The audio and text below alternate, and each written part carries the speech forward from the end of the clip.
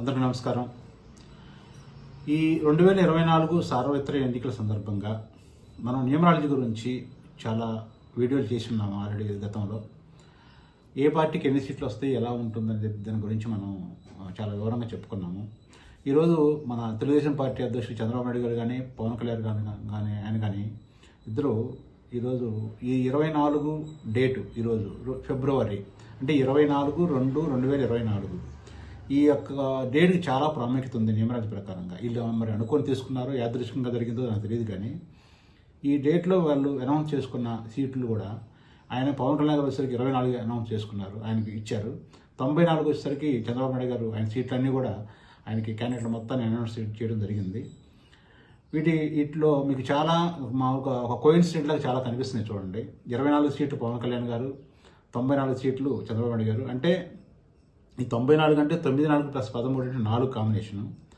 ఈ 24లో వచ్చేసరికి ఈయనకి పవన్ కళ్యాణ్ గారికి మనం ఫస్ట్ నుంచి చెప్పుకుంటున్నాం, వీళ్ళు 2024లో చాలా బాగుంటుంది.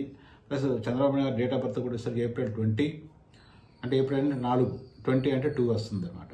అదే రకంగా పవన్ కళ్యాణ్ గారు వచ్చేసరికి September 2, ఆయన కూడా 2 అనమాట. ఈ 2024లో ఈ పవన్ కళ్యాణ్ గారికి కానీ చంద్రబాబు నాయుడు గారికి కానీ న్యూమరాలజీ ప్రకారంగా చాలా బాగుంటుంది. దాన్ని బేస్ చేసుకొని వాళ్ళ యొక్క టీడీపీ ప్లస్ జనసేన యొక్క పార్టీల న్యూమరాలజీ సంఖ్యని వీళ్ళ యొక్క డేట్ ఆఫ్ బర్త్ వ్యక్తిగతమైన డేటాను తీసుకొని రెండింటిని మిళితం చేసుకొని మనం ఒక న్యూమరాలజీ ప్రకారంగా ఒక సర్వే చేయడం జరిగింది.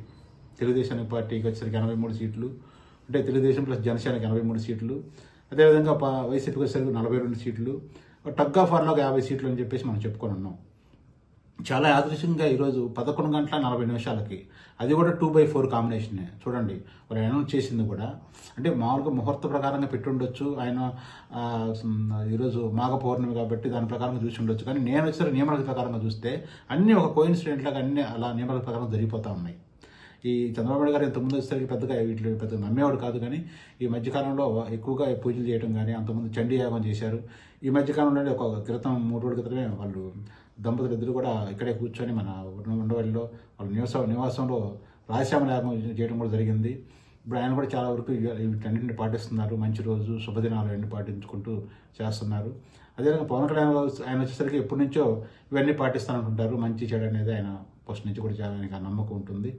కానీ ఇప్పుడు వీళ్ళు ప్రకటించిన ఈ యొక్క ఏదైతే క్యాండిడేట్లు ఉన్నారో 94 సీట్లలో Telugu Desam party plus Janasena alliance తోటి తెలుగుదేశం పార్టీ తీసుకున్న 94 సీట్లలో నేను ఆల్రెడీ చెప్పున్నాను కొంచెం నియమాల ప్రకారంగా ఏ ఊరిలో ఏ కాన్స్టిట్యూషన్లో ఏది గెలుస్తుందని చెప్పేసి.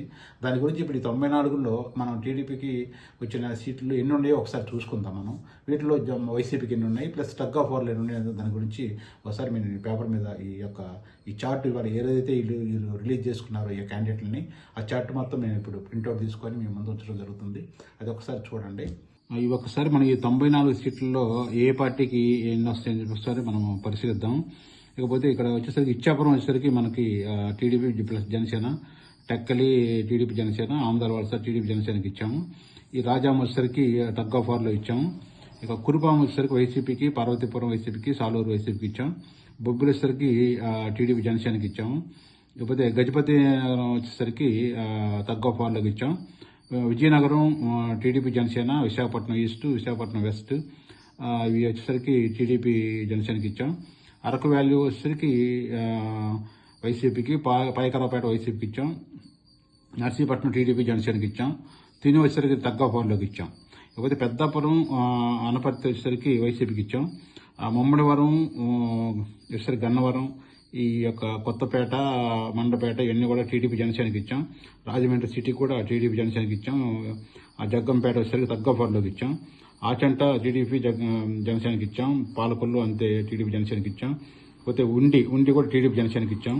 లేకపోతే తణుకు, ఏలూరు, చింతలపూడి వచ్చేసరికి టగ్ ఆఫ్ వార్లోకి ఇచ్చాం. పోతే తిరువూరు వచ్చేసరికి వైసీపీకి ఇచ్చాము. నూజివీడు వచ్చేసరికి టీడీపీ జనసేన, గన్నవరం టీడీపీ జనసేనకి ఇచ్చాం. గుడివాడ టీడీపీ జనసేన, పెడన టీడీపీ జనసేన, మచిలీపట్నం కూడా టీడీపీ జనసేన అలయన్స్కి ఇచ్చాము. పోతే పామర్రు టీడీపీ జనసేన, విజయవాడ సెంట్రల్ కూడా టీడీపీ జనసేనకి ఇచ్చాము. ఇకపోతే ఈ మొత్తం కౌంట్లో చూసుకుంటే ఇక మనం మళ్ళీ విజయవాడ ఈస్ట్ టీడీపీ జనసేనకి ఇచ్చాం. నందిగామ కూడా టీడీపీ జనసేనకి ఇచ్చాం. పోతే జగ్గైపేట కూడా వచ్చేసరికి మనకి టగ్ ఆఫ్ వార్లో ఇచ్చాం. తాడికొండ వచ్చేసరికి తాడికొండ టీడీపీ జనసేన ఇచ్చాం. మంగళగిరి వచ్చేసరికి టీడీపీ జనసేన ఇచ్చాం. పొన్నూరు టీడీపీ జనసేన, వేమూరు, రేపల్లె, బాపట్ల, ఈ పత్తిపాడు వరకు టీడీపీ జనసేన ఇచ్చాం. చిలకలూరుపేట వచ్చేసరికి మనం తగ్గ వరకు ఇచ్చాం.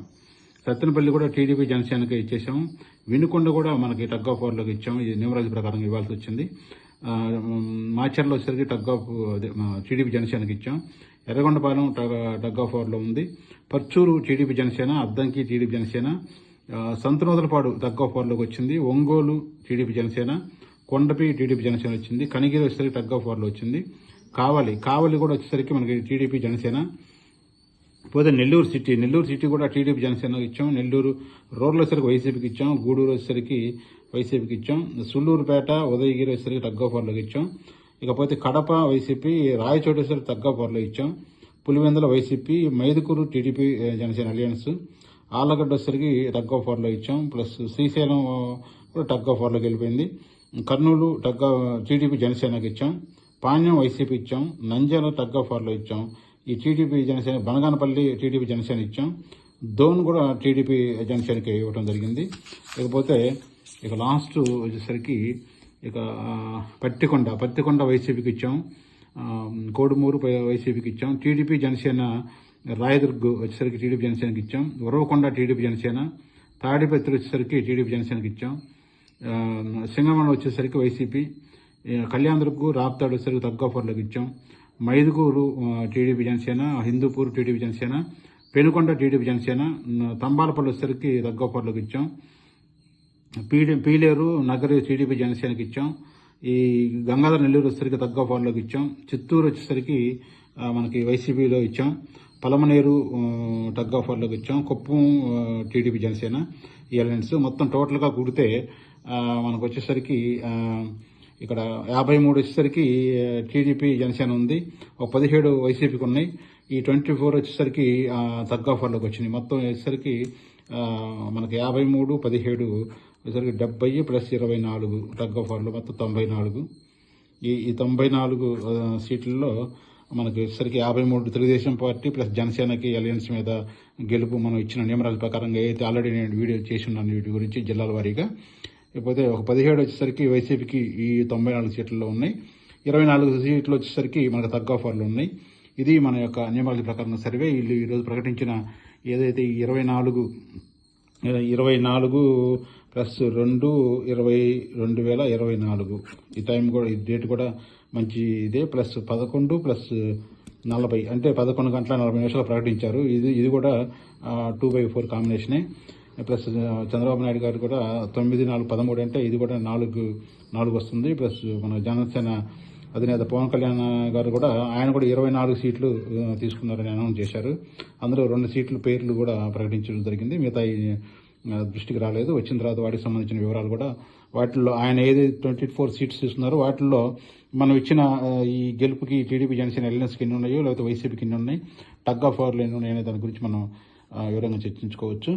ఇదండి మొత్తం టోటల్గా వచ్చేసరికి మనకి 94 సీట్లు వచ్చేసరికి 53 సీట్లు వచ్చేసరికి టీడీపీకి అలయన్స్ అనే మనం తీసుకున్నది. అలయన్స్తో ఓటింగ్ జరుగుతుంది కానీ తీసుకున్న క్యాండిడేట్ మాత్రం టీడీపీ వాళ్ళే కాబట్టి 53 సీట్లు వచ్చేసరికి టీడీపీకి ఇవ్వడం మా నియమాల ప్రకారం జరిగింది. ఒక 17 సీట్లు వచ్చేసరికి వైసీపీ గెలుస్తుంది 94లో. పోతే 24 సీట్లు వచ్చేసరికి టగ్ ఆఫ్ వార్లోకి ఉన్నాయన్నమాట. ఇది ఈ నియమాల ప్రకారంగా మన